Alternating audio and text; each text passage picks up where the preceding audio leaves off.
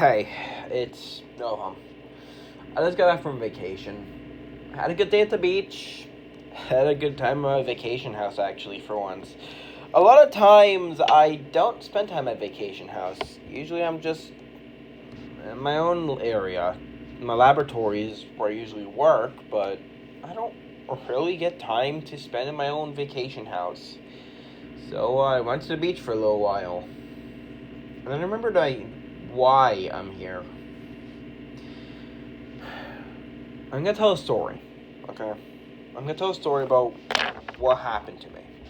Now, you're all probably confused. Novum, weren't you always part of Rifco, or weren't you always part of this company? Yeah, but only since the mid and after effects. I wasn't part of it in the beginning. This will be personal, really personal. Long ago, when I was 13, my dad started the company Rifco, the future of engineering and science. It was an incredible idea. Create a company where people can be happy and exist without worrying about, anomalies, monsters, and many things like that.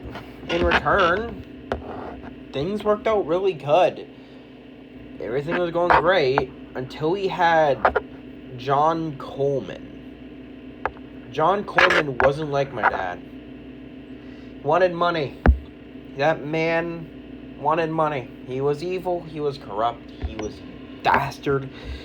He didn't care about anything except money. And if someone got hurt, he would fire them and hire someone new because a hurt person is a liberal pay and against the company or something. One day, he and my dad had an argument. They were like, I think it was about stock exchange and developing new technologies and labs and stuff. It was a big situation. It was something about creating a new future for the world as well as creating a new endeavor for the technology of the future. Something like that. Soon enough, they got into an argument. My dad disagreed with him on how the company should be ran. My dad ran it professional. He ran it like a joke, wanting everything to do with money and nothing else. Soon enough, my dad was called by the King of Ender. He told him, hey, why don't you come to the end and help me with this situation? Help him create a device called the Rifco Containment Facility Void Law Containment Device, which, in my knowing, have no idea what the hell it does. Soon enough, my dad enters. And in my eyes, he was going to be gone for a day. But he never came back after that. Never. I waited day in and day out, excited to hear the story of the new technology. But Rifco kept telling me that things kept being delayed and things would happen. But he never returned.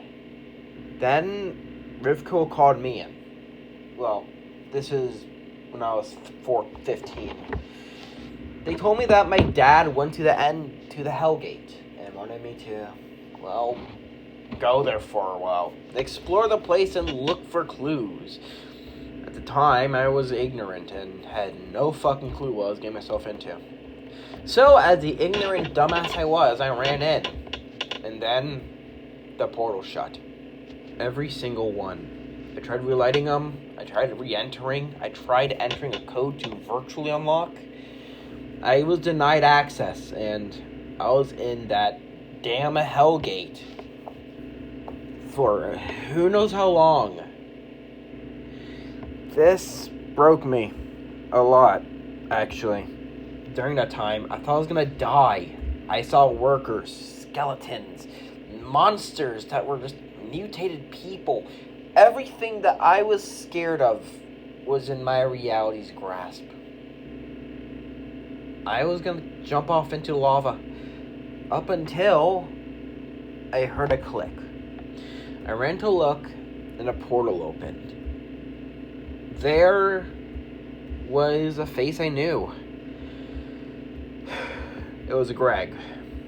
the son of John Coleman. Greg explained that Rifko has changed their ways and that I should return and ask me about my research. I told him I didn't have any research, and then he explained everything. Rifko was bought out. Coleman failed to proceed, but Coleman was still in control, but he wasn't the main boss anymore. Someone named... I don't remember his name, actually. John Coleman then talked me face-to-face. Told me everything but the new re-existence and the new quantum orb device that he clearly, I'm saying this in air quotes, developed the blueprints, technology, and existence himself. When here's the truth about it, that's all a lie. To explain this situation, my dad created the first quantum orb, a test orb that he threw all the way in the corner that created a quantum bloom. He made the first quantum orb design and the blueprints. And John Coleman lied, saying that he made it, thinking I would believe him because the Hellgate race wipes memories. The Hellgate has weird effects where it can wipe your memory, make you a psychopath, make you go physically nuts and drink random shit, or just become senile, okay? Soon enough, I noticed a bunch of things wrong with the blueprints that I'm definitely seeing now, looking at the meltdown that is happening to the orb now. It doesn't have a cooling coil. I'm getting off track. I'll go back. Soon enough, I get released. Sorry, I get sidetracked since the memory's flooded and I've been having tons of flashbacks. After that, they told me that I was a co-owner with the son, but I was a co-owner to the grunts, meaning I wasn't in control of the company's saying or wording, choices, understanding. No.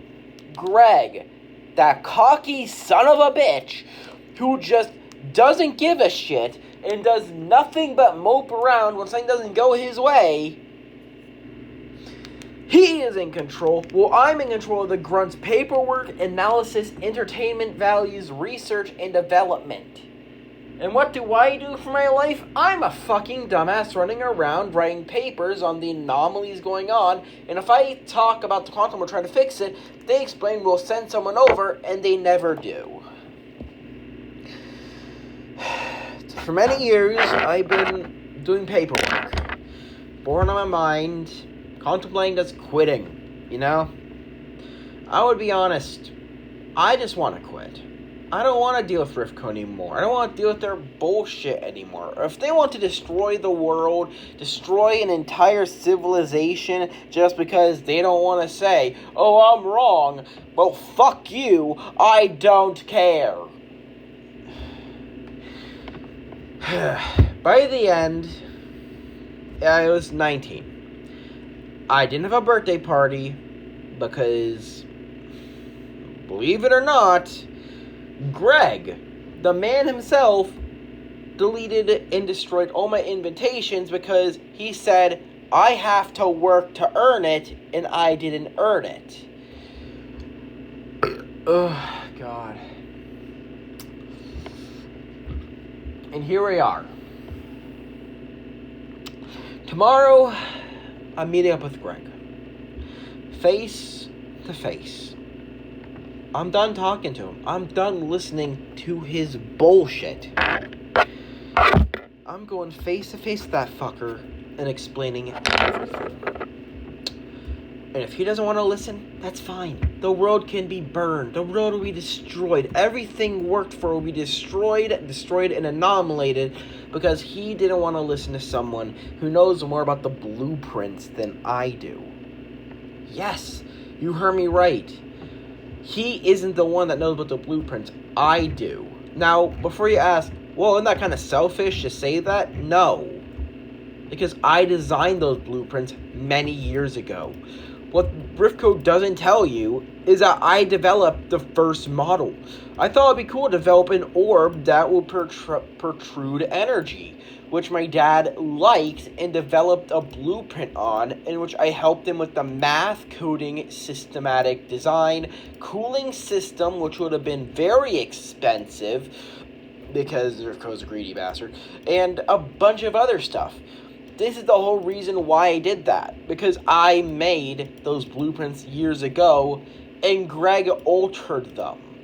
No, I wish I was lying. I looked at the newest ones, and Greg removed the cooling coils, any type of cooling mechanism, and any calming mechanism.